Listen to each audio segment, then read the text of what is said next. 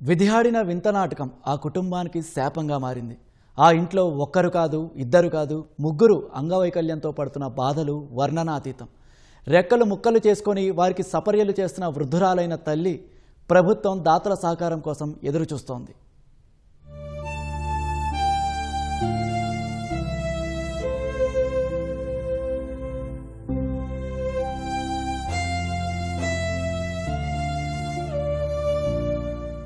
వరంగల్ జిల్లా దుగ్గొండి మండలం ముద్దనూరు గ్రామానికి చెందిన కందికొండ బుచ్చమ్మ, లక్ష్మయ్య దంపతులది నిరుపేద కుటుంబం. వారికి 4 సంతానం. కుమార్తెలు రజిత, సరిత, సుమలత, కుమారుడు రాజ్ కుమార్. కులవృత్తి అయిన కుండలు తయారు చేసి అమ్ముకుంటూ మరోవైపు వ్యవసాయ కూలీగా జీవనం సాగిస్తూ సంతోషంగా సాగుతున్న కుటుంబంపై విధి కక్షగట్టిందేమో. పెద్ద కుమార్తె రజిత 4 ఏళ్ల వయసులోనే కాళ్ళు చేతులు చచ్చుపడిపోయి కదల్లేని స్థితిలో మంచానికే పరిమితమైంది. కుమారుడు రాజకుమార్ కు చిన్నతనంలోనే పోలియో సోకింది. 2004లో లక్ష్మయ్య అనారోగ్యంతో మరణించాడు. ఇంటి పెద్దను కోల్పోయిన ఆ కుటుంబం పరిస్థితి దయనీయంగా మారింది. నడుము వంగిపోయిన బుచ్చమ్మ తన ఆరోగ్యం రోజురోజుకు క్షీణిస్తున్నా దివ్యాంగులైన కుమార్తె, కుమారునికి సేవలందిస్తోంది.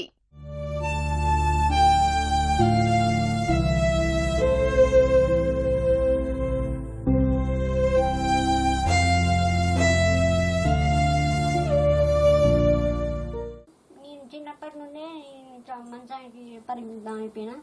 ఇక కానీ నాకు చేసే పనులు అన్నీ మా అమ్మ చేస్తుంది. నాకు అన్నం తినిపించడం కానీ, బట్టలు వేయడం, తానం చెప్పియడం అన్ని అమ్మ చేస్తుంది. ఇక మా అమ్మకు నాకు ప్రాబ్లం ఉన్నది. పీజీ దాకా మా తమ్ముడు చదువుకున్నాడు. తమ్ముడికి ఏం జాబ్ రాలే.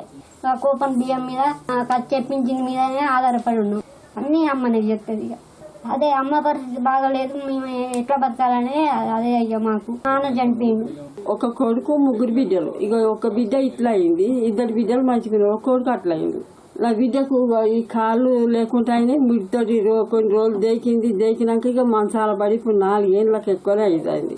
ఈ సౌకర్యం అంతా చేసుడు యొక్క పింఛన్ వీనే బతుకుతాం, వీలేదు తాగలేదు, మంచిగా కంట్రోల్ బియ్యం తినుకుంటా పింఛన్తో బతుకుతాను. రాజానిగా మీరే చూడాలి, నా దగ్గర ఏమున్నది బతుకు కాళ్ళు రెక్కలు ఇవే ఉన్నాయి, కడుపున్నది. తిందాం ఎవరైనా పెడితే తిందామన్నా కడుపున్నది. ఇక మంది ఎవరు ఎత్తిపోతారు, మందికి బతిలాడితే నా బిడ్డలకి ఎత్తిపోతారు అని నేనే ఎత్తిపోసుకుంటాను. రాజానిగా మీరే అన్న నా కొడుకు నౌకరు పెట్టినా పెట్టింది, లేకపోతే మాకు ఇంత జీతం వరగా మాకు ఏదైనా చేయండి. పెంకుటిల్లు తప్ప వేరే ఆస్తులు లేని 3 కుటుంబ సభ్యులకు ప్రభుత్వం అందించే చేయూత పెన్షన్ జీవనాధారమైంది. అది కాస్త ఆలస్యమైతే మంచాన పడ్డ కూతురికి వైద్యం చేయించుకోలేక ఇల్లు గడవక పస్తులు ఉండాల్సిన దుస్థితి. దివ్యాంగుడైన రాజకుమార్ పీజీ వరకు చదువుకున్నాడు. చదువుకు తగ్గ ఏదైనా ఉద్యోగ అవకాశం సర్కార్ కల్పించాలని వేడుకుంటున్నారు. మా అమ్మనే అప్పటి నుంచి మా 2 వికలాంగుల్ని ఆమె ఆరోగ్యం బాగా లేకున్నా గానీ సపర్యలు చేసుకుంటూ మా 2ని సాదుకుంటూ వస్తుంది.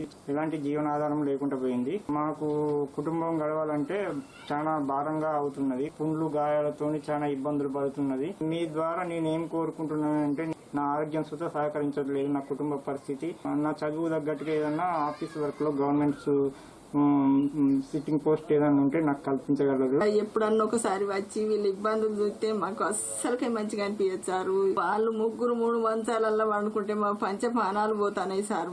వాళ్ళంత పరిస్థితులు ఉన్నారు. ఏం చేయాలి? ఎప్పటికి వచ్చిందంటే ఏడ్చుకుంటూనే ఉంటాం కానీ మంచిగా అస్సలకే ఉండవు. వాళ్ళకి ఎట్లా చేసినా మీరే పరిస్థితి ఎట్లా అవుతుందో ఏమవుతుందో అని మేము బాగా ఇబ్బందులు పడతాం. నడుము వంగిపోయిన తల్లి, దివ్యాంగులైన కుమార్తె, కుమారుడికి సపర్యలు చేయలేక రోజురోజుకి చిక్కి శల్యమవుతోంది.